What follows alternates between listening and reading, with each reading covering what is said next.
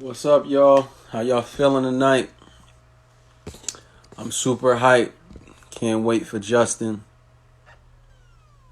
I see you DM me. I'm gonna make sure I get with you. Justin, I see you in here, baby. Let's go.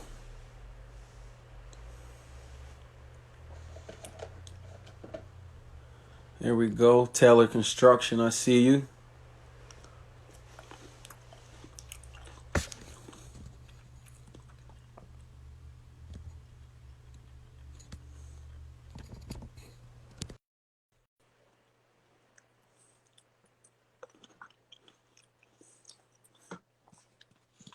I see you, big homie. There you go. What it do, baby boy? I see you. How are you, big homie? Hey, man, I'm living, man. I'm living.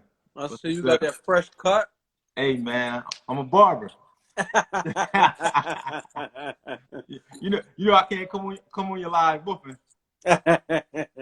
It's all right, man. I ain't mad at you, man. Appreciate you just being on here, man. Taking the time out from the family, man. Yeah, no doubt, man. Nah, man, definitely.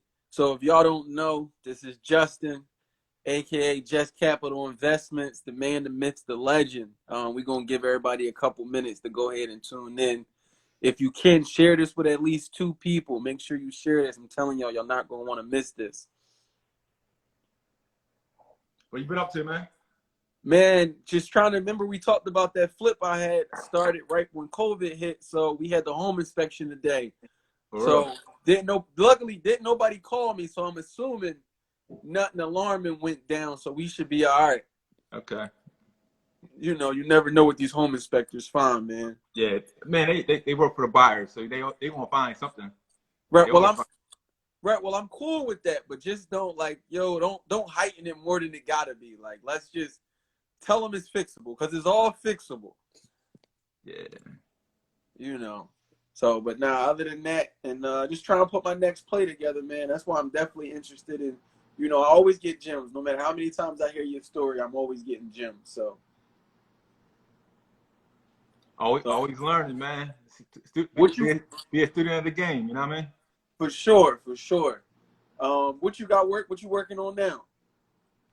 Man, got a nice workload ahead of me, man. Uh, I have two of mine. Got my little commercial space that I'm trying to get done in South Philly. I'm just waiting on cabinets there. Then I acquired one in North Philly, so I'm working on that. And then Okay. I have Commercial um, space though, mixed use buildings. it's a mixed use, yeah, Okay. yeah. And then I have four retail client projects going on. Yeah, Right. 6 weeks, right? 6 weeks. yeah. We're gonna get probably 10 weeks with all those projects. Yeah, Okay. yeah. Because of the commercial. Without the commercial, you Now the won't be. commercial almost done, but I'm just saying Okay. we're working on all those projects at one time. So Right. probably about Okay. eight to 10 weeks we'll get them all done.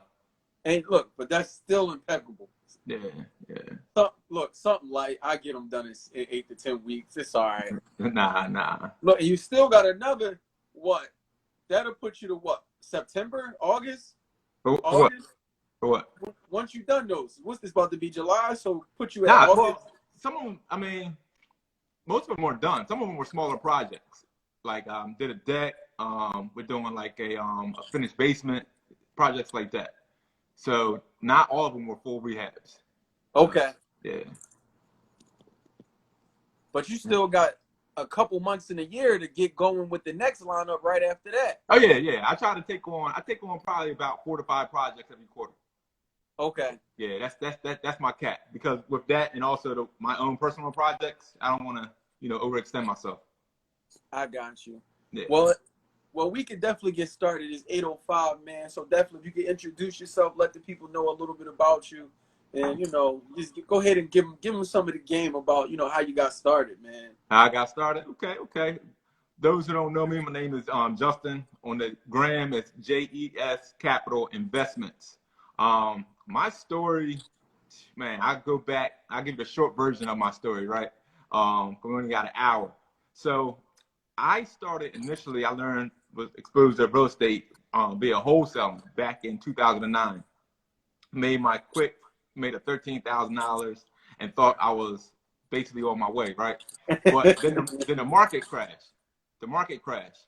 So the market crashed, in 2009, made quick 13, got discouraged, honestly. So I got discouraged, went back to corporate America, focused on corporate America, then ended up getting fired in 2011. So I got fired in 2011, September 21st of 2011. But that was okay. I got fired because I was working a business, like a business similar to Groupon. You heard of Groupon? Right. My Yeah. business was called Frugal Deal. It was a Groupon website. So I thought I was on my way, dog. Like I flew out to Lagos, Nigeria. I opened up markets in New York, Florida, Philadelphia, and I thought I was on my way. So that business basically, it collapsed the day of my launch party. So I had a launch party in New York, got a phone call from my IT guy, be like, yo, the server's down. So I'm not no IT techie person at all, right? So I didn't know what the hell I was doing. So I had to go up there, save face, because I had this launch party going on. And then basically I ruined relationships. Long story short, I ruined relationships, lost about $50,000 on that business venture. And it was a lesson, man. And in hindsight, my infrastructure was not strong enough. A lot of my database, it just wasn't right. Right. So I had programmers in another country doing my programming. So I was really at their mercy. So that was a huge loss, man. So here I am with no job. Right. I'm out of corporate America for about 2 years at that point. Okay. Right. So this is about 2013 timeframe. Right. Right. So I really got back into real estate out of desperation. Right. So I said to myself, either, because I knew it worked. I made $13,000 in 2009. Right. So I knew it was something to it. So I said to myself, like, either I'm gonna go back to corporate America, or and I hated that because I had, like, desk jobs. I was in sales. You know what I mean? It was hard working long On hours. somebody else's time, right? Exactly. Working long hours, making really peanuts. So I took my last little bit of money. But prior to that, I called up my mentor, a gentleman by the name of Mr. Ron. This is the guy, an older gentleman I knew, invested in properties. So he took me on a trip in West Philly. We looked for about like 3-4 properties. Found this one property on Angora Terrace, the 5800 block of Angora Terrace. You know it because you sold. Yeah, so you know what's up. Yeah. Right. So you sold. You had the buyer. Yeah, that's funny. Crazy world, man. Diana. Oh, right, that same property. Right. Yep.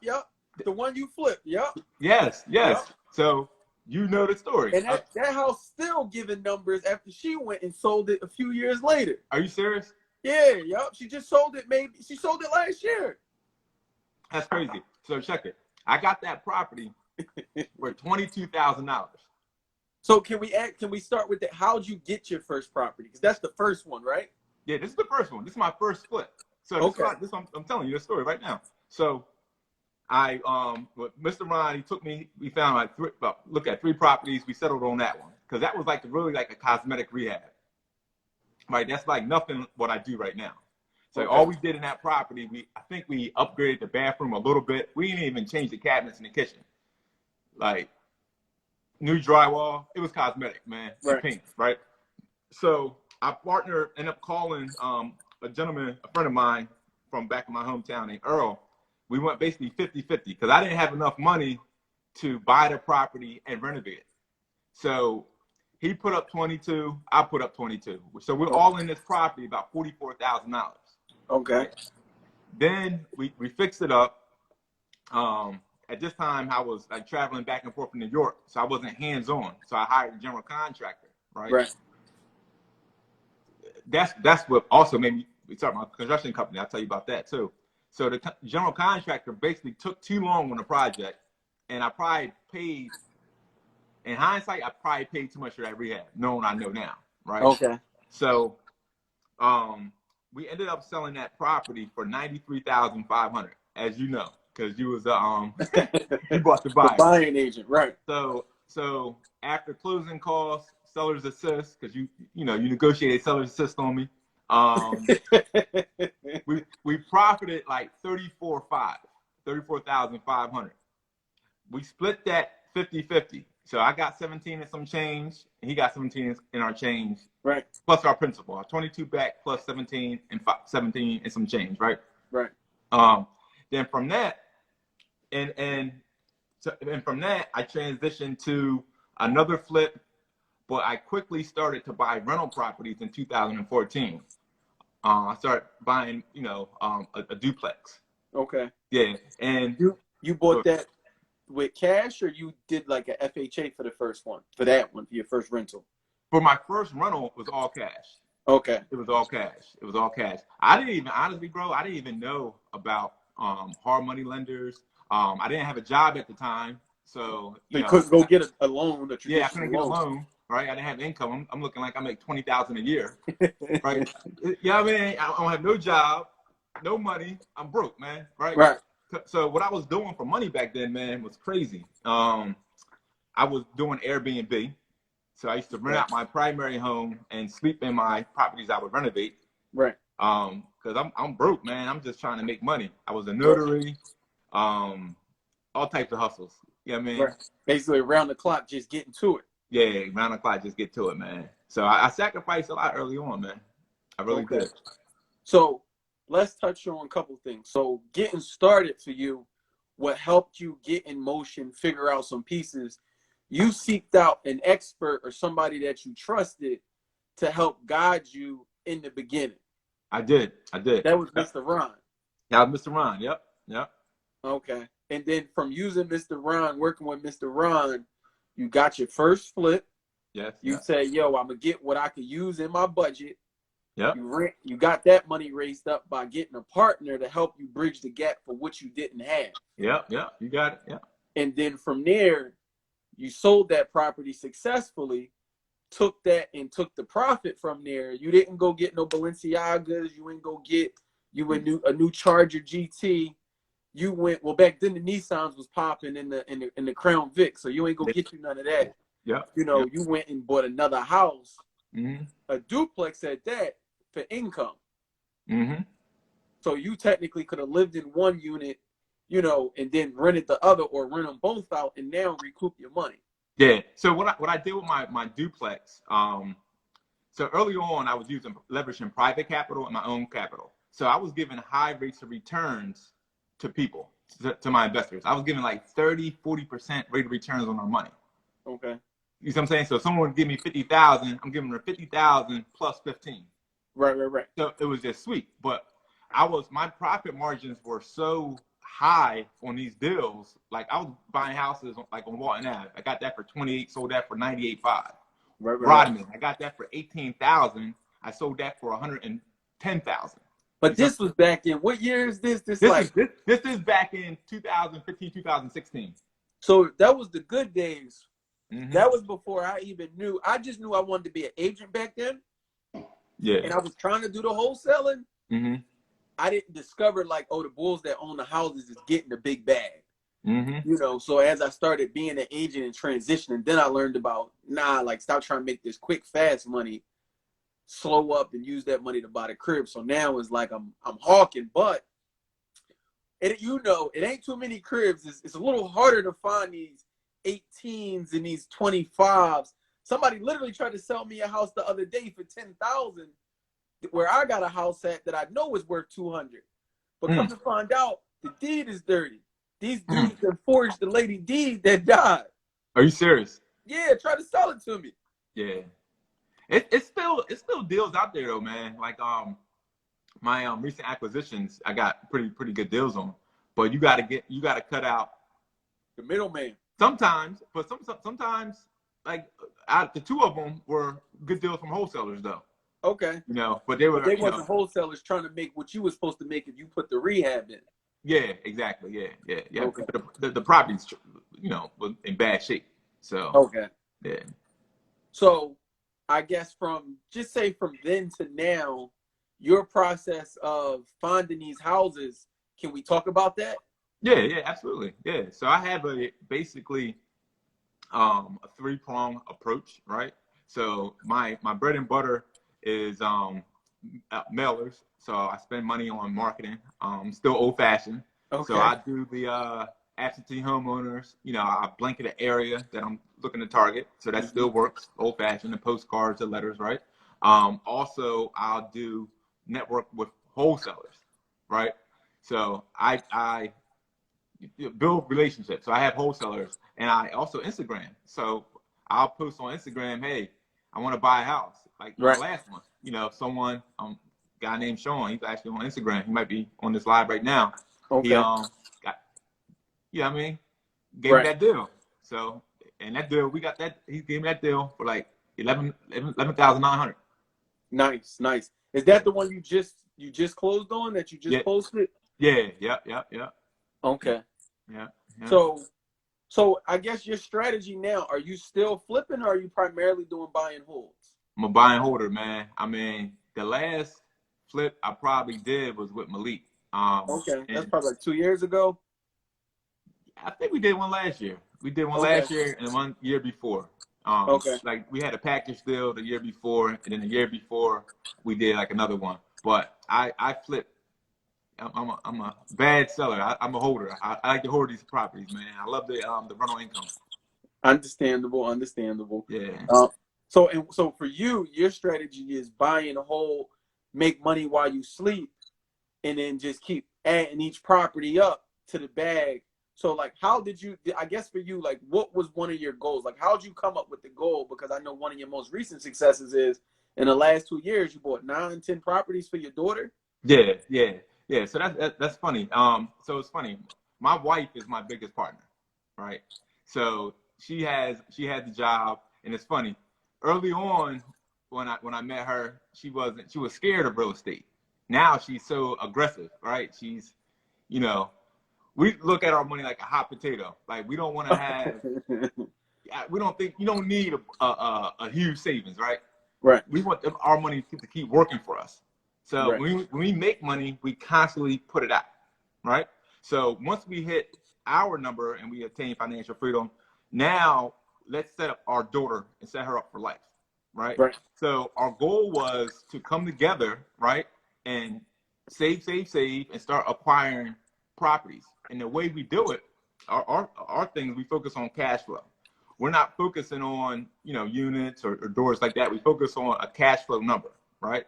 So with that, probably our mix right now, 70% of our homes are free and clear, no mortgage, and 70% 30%. free and clear, you said. Yeah, yeah, yeah, Not 70% leverage, 70% free and clear. yeah, 70% free and clear, Okay. exactly. So right now we're at 70-30. So we will be okay at around 60-40. You know, we don't want to be 60-40, even 50-50 we could go. But right now we're trending at 70-30. And the Gotcha. way we do it is, again, I have a business, JS, I have a construction company, right? And my wife still has a job, right? And the way we look at our rental income as a person, right? Right. So I have a job, my wife has a job, and then the rental income, that's a job, right? We base our lifestyle off of 50% of our rental income. Okay? Mm-hmm. So that allows us to accumulate reserves very, very quickly. Right. Right? Our lifestyle is based off of 50% of our rental income. Right. Then you still got another portion that you can still invest. No. You ain't hear what I'm saying. Go ahead. Go ahead. My wife has a job. Right. I That's have a one job. income. Two. I do my construction company Right. and the rental income. That's three. We base our lifestyle off of 50%. Of just this one. There we go. Ooh. And then you still got all these other ones working over here. Nice, Yeah. nice. So what we do is we save and you know, and we'll buy the first property, right? And then we will take a mortgage out on that first one, and then we're buy two. So every 3 properties, we basically have one mortgage. That's where we're trending. Okay. So we buy one, we refi out, we'll buy 2, straight do it cash. That's the way we've been growing our portfolio. Nice, nice. Man, like I said, that's dope, and even better that you got your wife on board with you, because you know how you hear them stories like, yo, I'm trying to do this, but every time I get some money, my wife want to do this.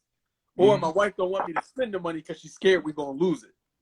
Mm-hmm. You know, so your wife like, nah, we gonna stay down, hit these goals, and Mm-hmm. you know, she right there with you. So that's definitely Yeah. dope. Was Yeah. it was it hard trying to get her to get on board with it, or like how did you know? Can you give us some tips on, I guess, what helped win her over to the other side? Yeah. So just like most people, right? We're always taught to go to school, we get those good grades, you get a good job, and you know you retire, you work that good job, right? And you know my wife is, you know, she's highly educated, you know, went to the Ivy League schools and all that. So it's a shift. So basically, I had the we I took the leap, and she sees the success, and she see that it works. Right. So once you get that first rent check, right? I remember I took her to the auction, got our first auction sale, a property on Southford, got it for $10,500, right? Once we rehab, and she still got a good tenant in it to this now.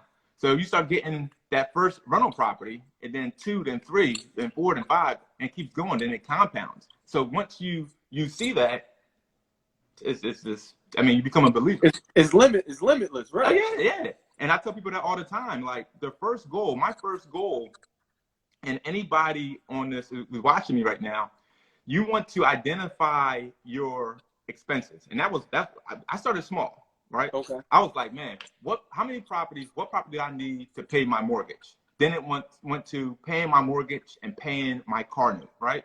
Then paying my car note, paying my mortgage and my travel expenses. You see what I'm saying? Okay. Mm-hmm. Then our mentality, the way we train ourselves, the way me and my wife operate is, I don't care and if I made 100,000 this month working, right?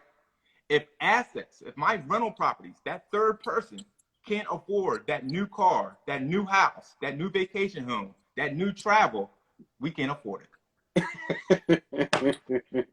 That's the mentality you have to have. Man, I'm not gonna lie. I know that's tough. It's tough. It's I feel like discipline. right, yeah, you got to get the discipline.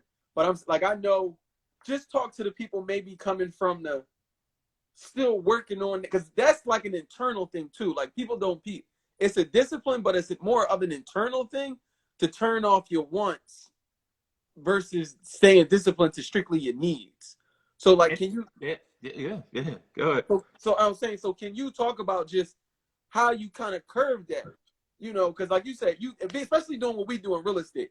Like I was telling people, like, yo, 2 months ago, I was looking bad out this joint. Like, so when COVID first hit, coming off the New Year, I was looking bad. Now it's like, what's this on the online? What they send me in the mail?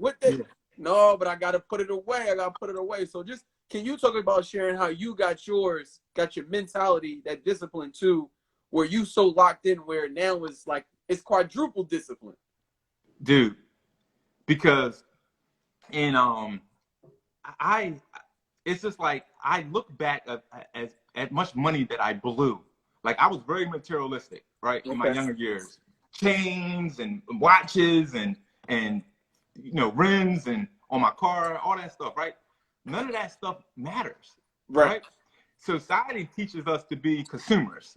Okay. Like we're constantly with society, you know, buy. Right. Like you have to have the mentality to have your money work for you. So me being broke and the fear of me being broke caused me to change. Like I know what it feels like to be broke. You know what I mean? So and if people just sacrifice a little bit, I tell people this all the time. If you can just sacrifice a couple years, you'll change the direction of your life forever, right? Right. But people make money. Like I'm sure everybody on here, people know how to make money, but we do the wrong things with our money. Trying to keep the money is the key. Yeah, I mean, you have to have your money work for you. I mean, it's really black and white, guys. It's not like we make it hard. Like it's like self-inflicted pain when people make money and then just go spend it crazy. Right. Like and buying no assets, you know. And I'm good at real estate. That's work for me. But there's businesses, there's stocks, something that you can put your money in one time where you get a return over and over. That's the game, man. Right. So I think I was talking to somebody the other day and I was telling them, it's like, yo, I know more people with like fancy cars and all the cool stuff, then like I know people I could call that are like business owners, or just like I could call my homie or call somebody I know and I could get something that I don't need at all. But let me call somebody and say, yo, I need 10 grand to go do this real estate deal. Hard, like almost like not next to impossible, but it's one of the challenges. Mm-hmm. So when you talk about that discipline and shifting the culture and trying to figure it out, it's like, yo, we got to have more of these conversations. And I think people got to hear more stories like this on what it can do for you. Because it's like, I'm not saying you need to or want to, but I'm saying like you probably could stop buying houses for a nice time right now and still be okay. Yeah, I could stop right now, but but I'm not. But why stop? Right, I'm just right, getting right, warmed up, right. baby. I'm just getting warmed up. So. I got you. Nah, that's what's up, man. So for anybody that's just starting, what do you think? What would you tell them to get started? Like, like FHA, try to find them cash? Like, what would you tell them trying to do to get started? Yeah. So again, it's the steps. You want to take a step back and evaluate your expenses. It starts with the self-evaluation, right? So let's say it's a married couple, right? The way you may want to have to, let's say if it's a married couple and one person makes 50,000, another person makes 50,000. Are you able to reduce your expenses such where you can live off of that one income? Okay. Okay. So self-evaluation is first, right? You can say, hey, Justin, I don't have a significant other. It's just me. Okay. Right. It was just me too when I was building this thing. Right. So then I created another income, right? I was doing notaries. I was doing the Ubers. You know what I mean? I created that other income. So you want to try to reduce expenses and generate income. And then now what you do is that other income, you start saving to invest. And you may want to leverage your hard money loan. Typical, what I tell people with a hard money loan, you need 20% of the loan amount.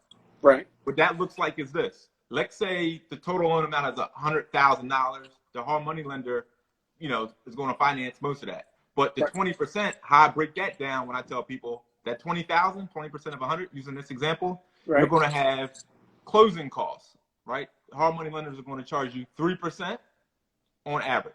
So if you had 100,000, that's 3,000 right there, right? You're going to have title fees. That's probably another 2,000.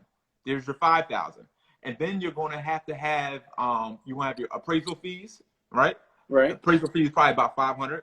Right. And then you're going to have construction costs. You're going to have money to get that contractor started, right? And then you get reimbursed from the hard money lender. Right. So that's where that other $14,000, $15,000 may come from to get the contractor started. Right. So that's why I just tell people a good 15, 20% of whatever the loan amount is a good start for you. So if you had that in cash reserves, you can play this game.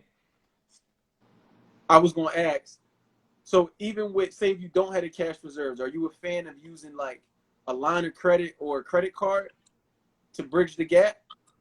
A line of credit, yes. The credit card, I hear that. You gotta be disciplined with the credit card thing. Like for instance, they got for people 0% interest credit cards. Yeah. Yeah. So I had never did that. I mean, for materials, I've done that. I never bought a house with my credit card personally. Okay. But you'll use it for materials. Yes, I definitely use it as a weapon for materials and points. That's actually smart. Okay. You just rack it up and then make sure you pay it off. But I personally never use it for a house, but definitely for materials, it's definitely smart. But or you would use the line of credit if you had to. Oh yeah, line of credit is a huge weapon. Absolutely. Okay. Yeah, it's a huge weapon. And let's say back to that example, that 20%, right? Let's say you didn't have the 20%. All you can have a partner, right? You can form an LLC. So now it's you, Anthony, and your partner, right? Right. And you guys on your operating agreement, your memberships. You state what percentage is what. It could be 50-50, 60-40, whatever the case may be. Right. Now you have that money, right? Now you acquire that property in an LLC. Because with a hard money lender, you're still going to have an LLC. Right. Right. And now both you and your partner are guarantors on that loan. Right. Right. So as a new person, it could. Remember, I said Earl, me and Earl, we went Mm-hmm. into that together, right? Right. So it's less risk. You can still learn the process. You're learning the hard money process. You're learning the construction. You're learning the rehab process. You're going through the entire process on that first project without you putting up all the money and taking on all the risks And exposing yourself, and right? exposing yourself. Nah, that's good money, man. I think the challenge, like I guess with the internet now, everybody basically can wake up and say, "Yo, I'm a wholesaler" or "I'm a real estate investor." But at the same token, there's so much information. Like, how do you weed out the good information versus the bad information? How do we have the good versus the bad? Make sure whoever you're taking advice for. Here's the good thing about social media and the receipts. All right, it leaves receipts, right? That's your favorite, the receipt. It leaves receipts, man. So if look at it like this: if someone's is saying, they did this and this and that, and last year they were, a pilot Herbalife. or doing Herbalife, or you get what I'm saying. You gotta check their track records. So anybody that you're looking into, and I tell people that all the time, go back to my page 6 years. I've been talking about the same thing Same stuff. since 2014, baby. Right. Like, so you can scroll. That's why I intentionally leave my history on my page so people can scroll. Right. So anybody who you're looking to take counsel for, make sure that they are living what they're preaching. Right. That's it. Like, people get so caught up with the fancy and the allure of people looking like they doing it, and they getting burnt, baby. They getting burnt. Barbecue chickens out here. Oh my God. Oh man. Man. Yeah. They getting burnt, baby. So can you talk about some of the obstacles you faced during that process? I know you touched on earlier about, hey, I started a general contracting company. I'm my own construction team. That's your other business. What made you want to open up the business? And I guess, can we talk about how that's worked as a benefit for you? And lastly, do you recommend other people going ahead to do the construction route in order to make the business work? Yeah. So I opened up my construction business because my 2 experiences with GCs were horrible. Okay. Right. Like, and I used to go to the job site, and I know how to manage people, and I used to see what they do. They were just put the pieces of the puzzle, but their piece of the puzzle were horrible. Like, their subcontractors and their workers were horrible. So being a good general contractor is simply having a team, right? You think about the Bulls. The Bulls had Michael Jordan, but he had those role players. He had the Scottie Pippins, the John Paxsons, the Horace Grant. You see what I'm saying? Mm-hmm. So being a GC, a good GC, right? I'm only as good as my team. Right. Right? Like, I may be the face, but I'm not there, putting these houses together. I'm not really handy at all, right? But I know how to hire the right players to get the job done. Okay. So anybody who's thinking about becoming a contractor, one, you can definitely save money on your own personal jobs, but you have to make sure you have the right teammates. Because if you got the wrong teammates, you're still going to lose. like even going through those right teammates, was a lesson. I had to hire slow, fire fast type of thing. You know what I mean? Yeah. So, but you definitely can save money being a GC and learning. But I'm very hands on. As you see, I'm still always out in the streets, man. So that has made me learn so much faster. Just being so hands on and seeing what's going on. So right now, are you still doing any realtor work? Nah. Okay. Nah. I mean, if what was the last? I sold a home maybe a couple of years ago. Okay. I still got my license though. Right. But it had to make sense for me.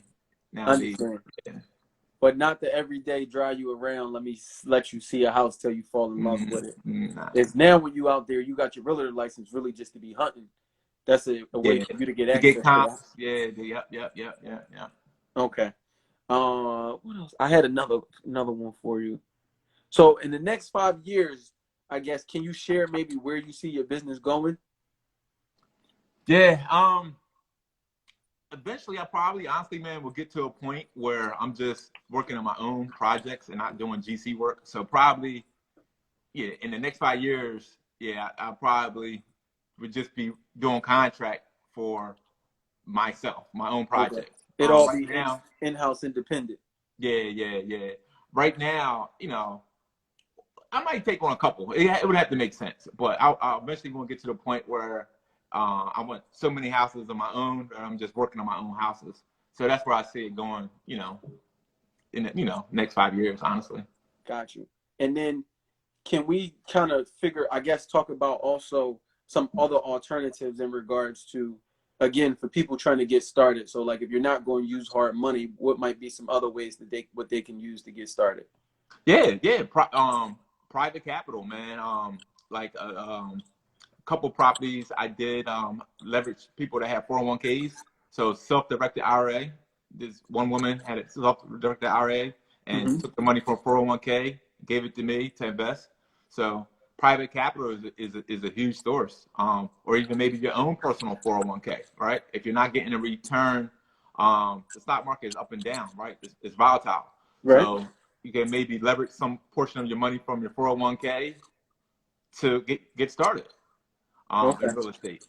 And the thing about it, I tell new people, start small, right?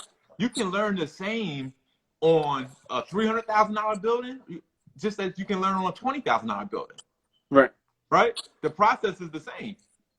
Demo, framing, drywall, insulation, you get it, right? Electrical, Right. it's the same. But your risk, like even me, I buy cheap properties. I'm not out here buying $250,000 rental properties. Okay. I love my last 4 acquisitions were 30,000, 19,500, 15,000, 11,900. You Those almost, type of properties I buy. I was saying that's 4 houses, and you just barely went over 100,000. And the cash flow be crazy on them, man. Crazy. Crazy, man. Just keep running the bag up every month. Just keep running the bag up. Yeah, man. I mean, but that's why I tell people, man, like, I mean, yeah, like here's the thing. Let's say you have a property, and I had this conversation with an old colleague of mine, and he, I was telling him some of my cash flow that I get, the returns, right? And he was like, "Wow, like he'll invest $250,000 in cash flow, 500, right? I can invest and be all in 70,000 and still cash flow 500." Now the difference is, yes, his properties may be in a better area, and my properties are in a quote unquote hood, right? But that's the difference. But if something something goes wrong at 250,000, that can hurt you. Right. You can recover from. It's easier to recover from 70,000 than it is 250,000. Right. So, but yeah, I mean start small. Start small. And for those people starting out in the beginning that just say they got a property or two, I know you said for you're now doing, for every 3 properties, 1 you refinance. But, I'm always hearing about the BRRRR strategy, like refinance them all, take as much as you can to get going. So it's like maybe starting out, like I might have to refinance 3. Or you're saying like, if you can, don't refinance all 3 of them, just stay disciplined and slow roll the money back off the 1. Well, here's the thing. What I say with the BRRRR, and it's not a bad strategy, and most people, you are going to have to use that starting off. Like, so if I'm being real, what I did starting off, buying all cash and using my money early on like that was risky as hell. I ain't gonna lie. But I ain't had no option. I ain't had no proof of income. Right. Nobody wasn't giving me no loan. Right. You know what I mean? So in hindsight, would I have maybe leveraged a little bit early on? Probably so. But it worked out, and this is fine with me. Right. Now, the difference in when you're doing a BRRRR strategy, right? Mm-hmm. You can scale faster, no doubt about it. You can scale a lot faster, but you got to be in trouble, because if you have all these mortgages, and maybe I'm so conservative because I had friends that had burr their life away. And when the market went funny, they lost everything. Like true Okay. story. You know, went from a lot to nothing because one foreclosure, you could be in trouble. Right. Right. So I mean, you just got to be disciplined, man. I mean, that's just it. But there's nothing wrong with the burr strategy. There's nothing wrong with it. It's a huge weapon. But do I think you should be going 75, 80% LTVs on all your properties? Hell no. I think that's Okay. dangerous. If you are going to burr, leave, make sure, you know, the cash flow is strong, that if you had to reduce rents, you know, you can still be Survive. profitable. You Right. know, you don't want to burr and making $200, $300 a month in cash flow. Right. That's no good, right? Because give you an example, I had I've been having a horrible year with repairs, right? With sewer lines and water service lines, right? Mm-hmm. So it was like a 6,000. Like it was like these 2 months I dished out like 10 grand, right? So imagine if your reserves are low and you got mortgages on that property. Now That you one got to choose either repair is wiping do out your whole year. right. Yeah. Where do you see the Philly market going, especially now? So, like, I know you said you still found them cheap, but just like in general, those cheap houses slowly but slowly start creeping up. So, like, do you feel like you'll be able to stay in Philly? Will you have to maybe pivot to another community neighborhood, or how do you see the market playing out here? I still think there's a lot of opportunity in Philadelphia. I do. Okay. Despite what people may think, I still think there's a lot of opportunity in Philadelphia. Now, certain areas, you want to pivot to certain areas of Philadelphia, Mm-hmm. meaning like 2 years ago when I was talking about Walton and Rodman and Angora. Wasn't nobody over there? Yeah, like those properties now, those 250, right? That's not me. I need the under 20 deal. You see what I'm saying? So, yeah, 2016, I'm buying those deals at still 18,000, under 25. Now, just to get in, they want 60,000 over there. From the rip. That's too much for me. Right, I like them especially if cheap. it's on the MLS. Talk to an agent. She like, man, I'm like, yo, this is a $55,000 crib all day. She's like, it's on the market for 90. We got multiple offers. I'm like, what? Yeah. What? Yeah. So it's getting more challenging, but you will have to pivot to certain areas, is what I would say. Okay. Yeah. And I guess I like your approach, and even my other big homie LeVar. You guys are hunting your deals specifically so you're taking the middleman out, removing the juice, and trying to get down to as low as you can get it as possible. Yeah, that's one of the ways. But again, out of those 4 properties, 2 of them were from wholesale deals. Okay. So you just gotta, long as it makes sense. Right. Like the one was still a good deal, but I saw the value. The gentleman sold it to me for 30, but he saw it as a 4-and-1. I forced the value because I turned it into a 5-and-2. So Gotcha. when I bought 4-and-1 meaning 4 bedrooms, 1 bath, and now Yeah. you turn it into 5 bedrooms, 2 baths. Exactly. So when he was selling it to me, the value, he's basing the value off the 4-and-1 because that's what it was. But I saw the size of it, so I already knew what I was going to do with it. So I took the value. It was worth 120. Me adding an extra bedroom and a bath, I got an appraisal of 180. Nice. That's So, from putting moving your kitchen up and putting the there you bedroom. go. Yeah, that's the one we went to. Yeah. That house is crazy, bringing in crazy cash flow. At 1650. Okay. Yeah. Nah, man, that's what's up. That's why when I first met you, just from first it was social media, then it was Angora, and then I started running into you at the Lowe's down It's Parkside crazy, man. It's when you a had the small black world, Mac. man. Yeah, man. Yo. Look, you was showing houses. It was like you was in your showing houses clothes, but still with the construction stuff hanging out the car, like in between the show and dropping off materials, hustling, getting to it, man. Mm-hmm. Yeah, it's crazy how time, man. Like time flies, man. And I tell, Go ahead. And I tell everybody, man, you want to act, man. You gotta, like, I operate on now time. It ain't no tomorrow. Operate now time. Like people, it's just, you don't want to be that I would have, could have, like like, nah, you gotta have a sense of urgency. Like, Right. it's just amazing. Like, you gotta have a sense of urgency. Right. Well, not. I think COVID showed all of us like that time we thought we had.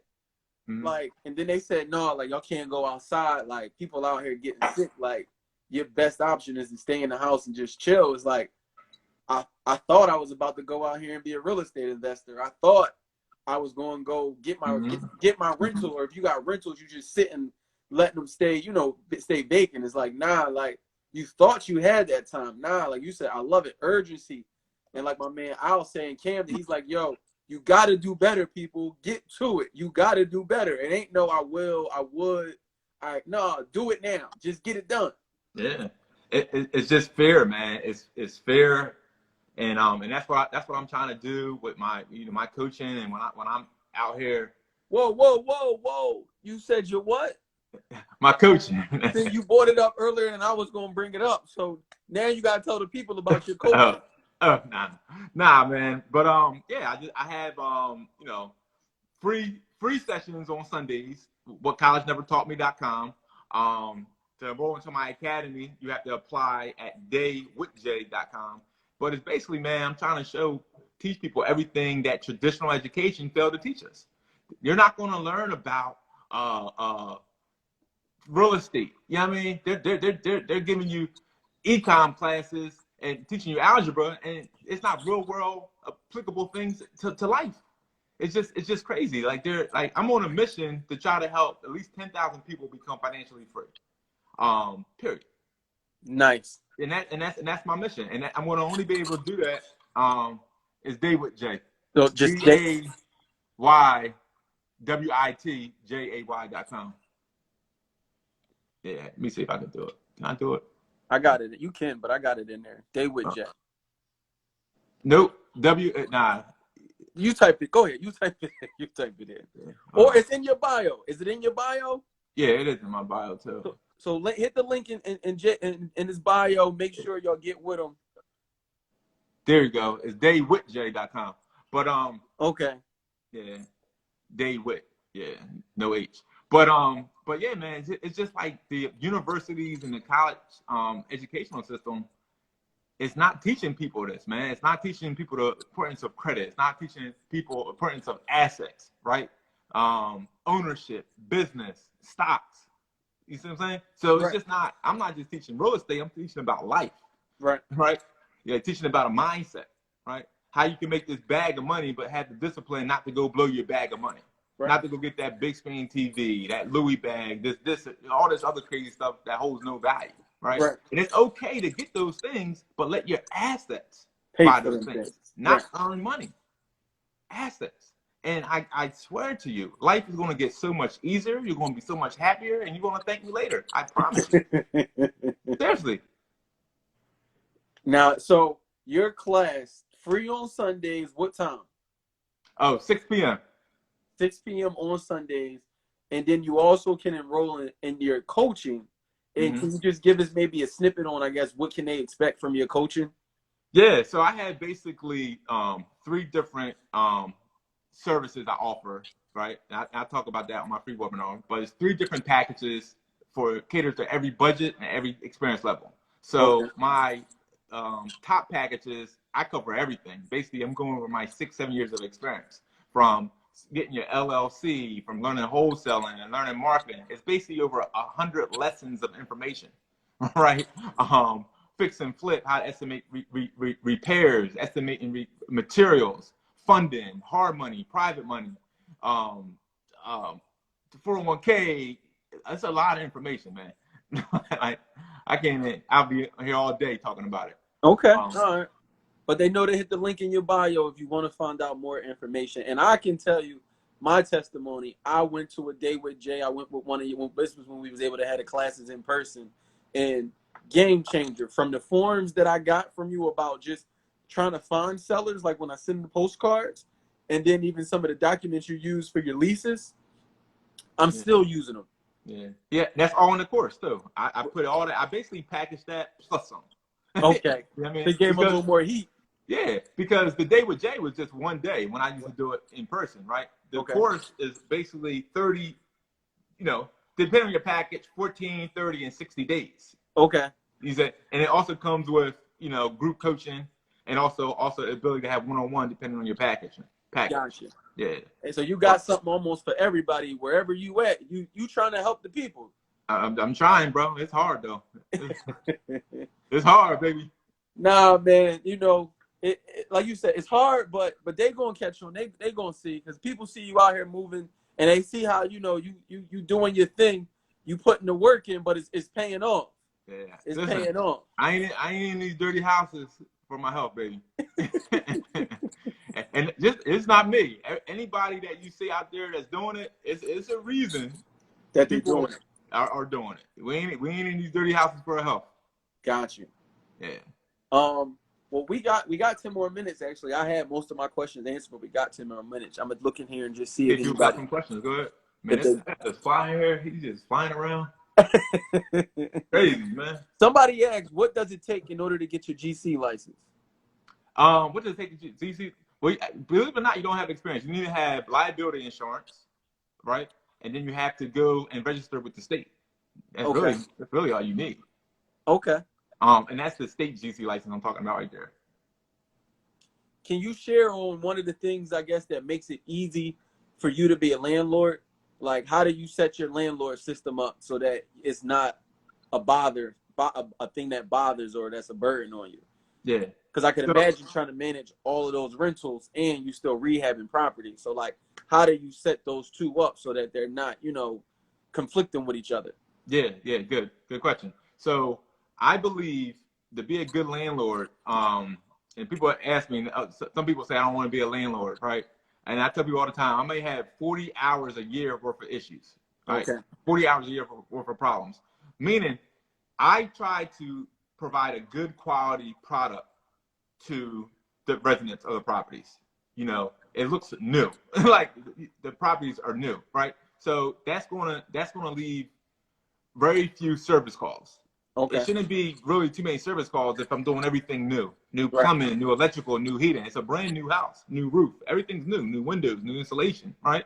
So you don't really have service calls. I might have dumb things like, oh, the toilet got stopped up, right? Or I lost keys, but you shouldn't have really bad service calls. Right. Yeah. So I address that on the front end, right?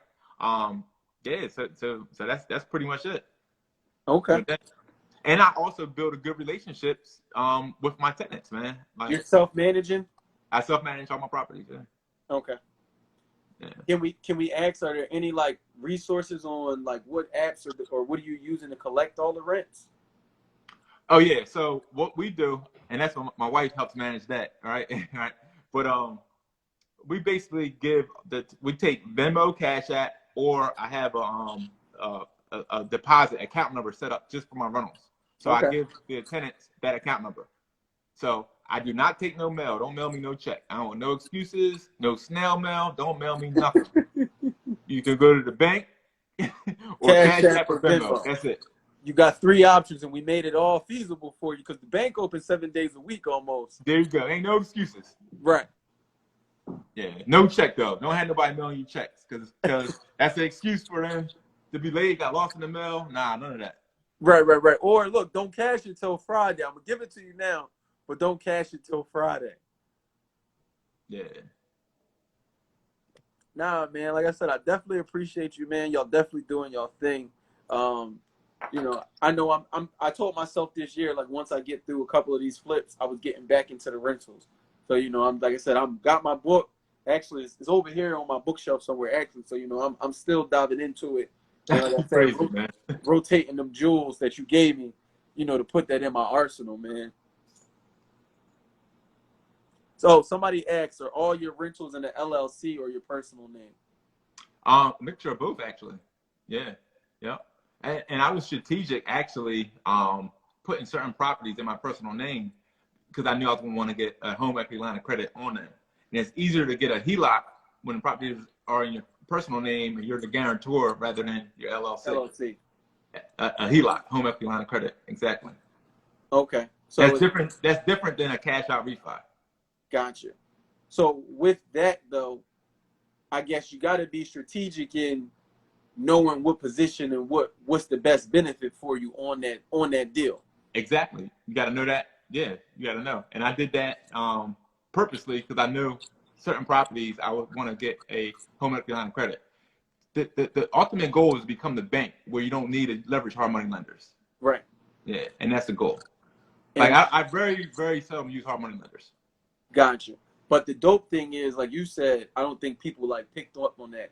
You became your own bank, so now you literally can grab a deal and tell them, look, I could close in 7 days. All you got to do is just get the title done. You got And it, baby. ain't no appraisal fees, ain't no inspections, ain't no I None of got to that. talk it None of over that. with the people. Ain't none of that. None of that. It's a pre-approval right here, bank statement. What else you want to see? Yeah, I mean, but that's the power, because here's the thing, even with a hard money lender, right? If that appraisal don't come back right, and because hard money lenders are only going up right now probably like 70% loan to value, especially with the COVID. 65. Yeah, some 65 to 70. So if that appraisal don't come back right, what's going to happen? It could kill your deal, or you might have to come to more money with the table. Right. I tell my sellers, you ain't got to worry about that. Like, If I want the buying deal. it, I'm buying it. I'm buying it, yeah. Right. Nah, man, in your word, man. That's what's up, man. Yeah. But definitely, like I said, I definitely appreciate you. But just let the people know, where can they find you again, and where can they get the information about your classes? Yeah, again, you can follow me on JES Capital Investments. Definitely follow me on that. And also, if you're interested in the coaching, daywitj.com. So it's DAYWITJ.com. Free webinar on Sundays is whatcollegenevertaughtme.com to register for the free webinar each and every Sunday at 6 p.m. I did take a break the past couple weeks, you know what I mean, protesting, you know, Everything going on, trying right? to do the right thing, man. But yeah, man. So one more question for you too. So we can go all day, man. You know, I can talk real estate all day. Oh, well, say no more. Say no more. You know, yeah, listen, wife ain't home. You don't see the baby here. I'm good, man. What? Section 8 or non-Section 8? Both. Mixture of both. I'm sure I do both. You know what I mean? Depends on the deal, depends on where the property's at. I do both. A lot of my portfolio is non-Section 8 though. But I do have Section 8. But you know, again, it's strategy. It depends on exactly. Some neighborhoods you feel like it's better to go Section 8, and then some neighborhoods you don't necessarily have to. You got it. Got it. All right. Well, no, like I said, I definitely appreciate you, man. Anything else you want to let the people know? Any other gems you want to give them? Hey, I'm gemmed out, man. You got to probe me, then I keep going, man. We down to that last minute 30, man. So I just wanted to double check. But no, that one gem you dropped before, I heard you say when you was talking with my man. What is it about the is you still could be a small fish but still be a millionaire? Oh yeah, yeah. I'm a small fish in this game. Small fish. Right. But you can make M's. Small fish, you can make M's. There you go. You can, for real. So anybody can do this, like anybody, and that's the mission I'm on, to inspire and motivate anybody watching this that you can do it. Period. There you go. Look, no excuses, and don't wait till tomorrow. There's no tomorrow. We moving with urgency all 2020. Yeah. Now time. There we go. Go. But nah, I definitely appreciate you. Tell the family I said hi, man. Salute to you. And next Thursday, we got one more coming for y'all, man. The investment blueprint every Thursday, 8 p.m. Hit the link in my bio. Where we at? Don't forget the Tina Millennial Investment Blueprint, link in my bio. We got you. If you want to learn, we going to help you. We going to get you there. Keep doing that thing, man. I love it. Look, I appreciate it, man. Got no choice, man. Just like you said, look, just trying to help motivate and inspire, man. No doubt, baby. Salute to you, Just.